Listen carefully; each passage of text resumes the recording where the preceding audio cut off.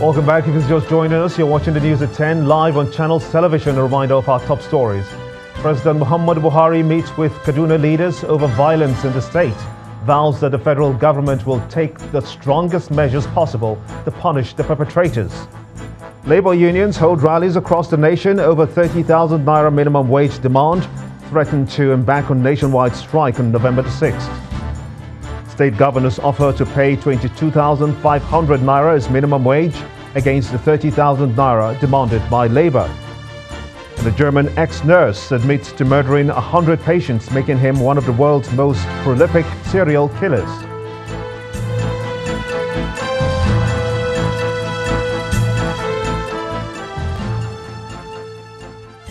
ChannelsTV.com has more information for you, and on youtube.com/channelsweb you can watch our videos. You can also watch us on your mobile device via your browser, or download the Channels TV app for Android, iOS and Windows devices from their respective stores. Besides giving you access to news and updates on the go, the Channels TV and Channels 24 app have an eyewitness feature that you can use to share those pictures, videos or news of happenings around you. Just install the app, then tap and swipe to reveal the menu and follow the instructions. Professor Shola Fajano is the former Vice-Chancellor of the Joseph Ayo Babalola University in Oyo State, also a faculty member of the Department of Industrial Relations, University of Lagos. He joins us on the News at 10 to discuss the minimum wage. I want to thank you so much indeed, Professor, for joining us to look at some of those very interesting scenarios playing out between Labour and the government. Now we are at such a point where Labour insists on 30,000 naira. Okay. The governor say that it's 25,000 naira. The federal government, rising from the tripartite meeting just before this whole scenario was playing out, was insisting on 24,000 naira as its minimum wage. Are we heading for a showdown? Well, this is to be expected. I've had it this way because we are dealing with a situation in which we have multiple interests. The different actors have their own interests, and they have every reason to pursue their goals the way they deem fit. Labour is saying that we've suffered for too long. You see, when you see a strong man crying, he's not crying because he's weak. He's crying because he has been strong for too long. The issue of minimum wage in this country is such that we have observed, even as neutral observers and experts, that the Nigerian people, especially the leadership, are treating labor just like the way we treat our infrastructure, our roads, our buildings. In other words, if it's not spoiled, don't amend it. You see, because in other parts of the world, minimum wage is something that is treated through the method of indexation.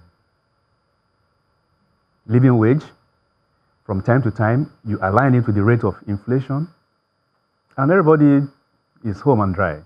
There'll be no need for agitation, there'll be no need for strike, there'll be no need for showdown. But our case is quite different because looking at those pictures coming through just across the country, we've had these rallies by Labour, call it sensitization march, if you will.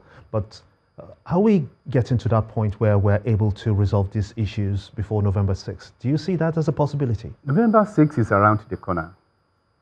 And if you look at the interest of the parties, which is legitimate, government would always want to say, we don't have the affordability to pay.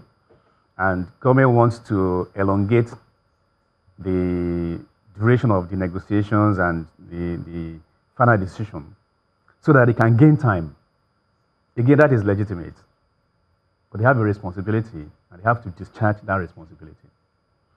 Employers also want to say, well, we want to manage. Some of these things are not even budgeted, they are not planned for.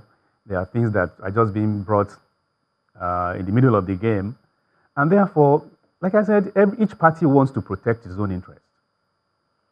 And for the showdown, I would rather advise that we don't have it, because strikes cost more than you think.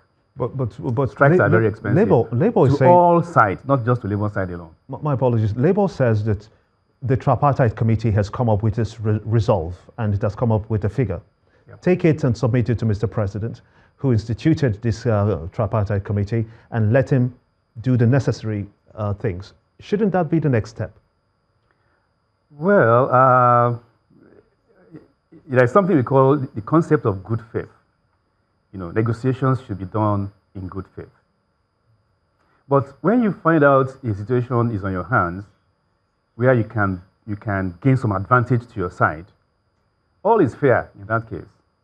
So if government is using this as a way of delaying the implementation of whatever is the outcome eventually, you cannot blame government for that. But Labour believes that the government is not precisely... what some people will call sincerity. It believes it's not sincere. Yeah, is that the case, though? Well, like I said, in industrial relations, where all the parties are pursuing their own interests, anything can happen. Anything can be used.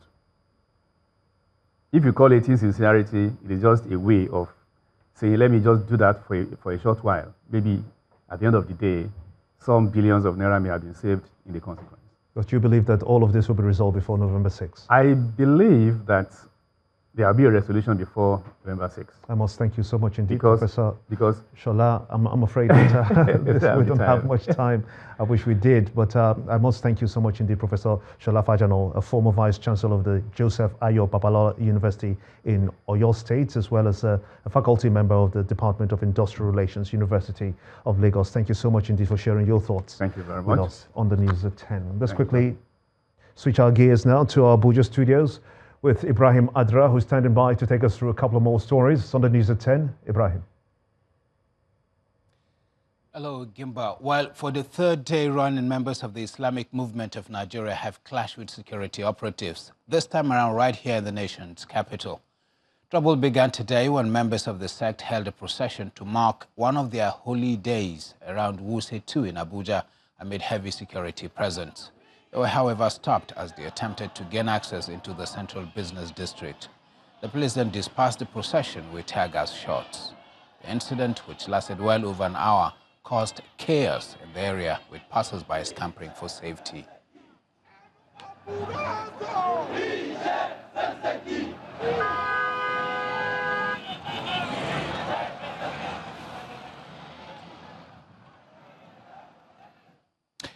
While Tuesday's procession was ongoing, police authorities were busy parading some of the suspects who allegedly took part in the violent protest that rocked the nation's capital on Monday. According to the FCT Commissioner of Police, Bala Chiroma, 400 members of the group are already in police net for their roles in Monday's incident, which the military has confirmed claimed 3 lives. He also says the protesters who burned a police rapid response squad patrol vehicle in Abuja will be arraigned in court as soon as investigations are completed. On the 30th of October 2018 at about 12:30 hours, operatives on stop and search duty along Tipa Garage Katampe intercepted and arrested one Mustafa Abdullahi, 20 years of Ungwangwari Suleja, with 18 bottles of petrol bombs carefully concealed in a traveling bag. His intention was to smuggle himself and the petrol bombs into the city. He disguised as a passenger and boarded a taxi with other unsuspecting passengers. While assuring residents of the FCT of adequate security, I want to also bring to your knowledge that a total of about 400 members of the El-Edzaki Islamic sect of Nigeria who participated in the violent protests of today are currently being detained for discreet investigations. Dangerous weapons were also recovered from them. These are marked as exhibits. Also arrested among the suspects is their first aider, one Salahuddin Ahmad, 23 of Ilela, LGA, Sokoto State. The suspects will be arraigned in court as soon as investigation is concluded. Meanwhile, the Inspector General of Police, Ibrahim Idris, has asked the Innocent Vehicle Manufacturing Company Limited to launch into full production of armored personnel carriers. According to the IGP, the aim is to assist the federal government in fighting insurgency in the country. The police chief made this appeal during the unveiling of the Innocent Vehicle Automated Plant and Innocent IVM Granite 219 edition in Nnewi, Anambra State, where he was represented by the Deputy Inspector General of Police, Agbola Oshodi Glover. This is the latest automated vehicle production plant in Nnewi, Anambra State, owned by Innocent Motors.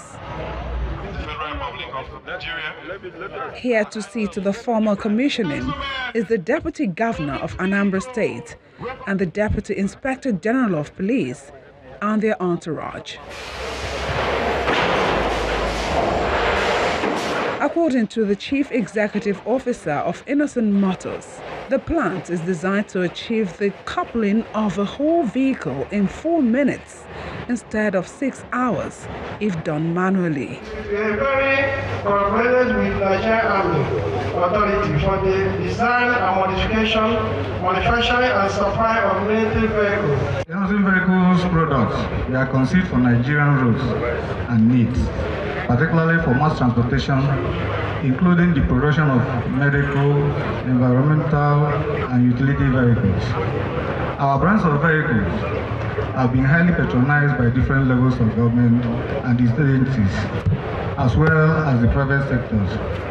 The Deputy Inspector General of Police urged the company to produce armored personnel vehicles, while the Deputy Governor of Anambra State asked the federal government to support the state's industrialization strides through the resolution of the power shortfall, which is a major challenge. I've been looking around, I'm not seeing the police APC, that is the personnel carriers, which we can use to fight. It is the APC that help us to crush the kidnappers and all those who lost that time.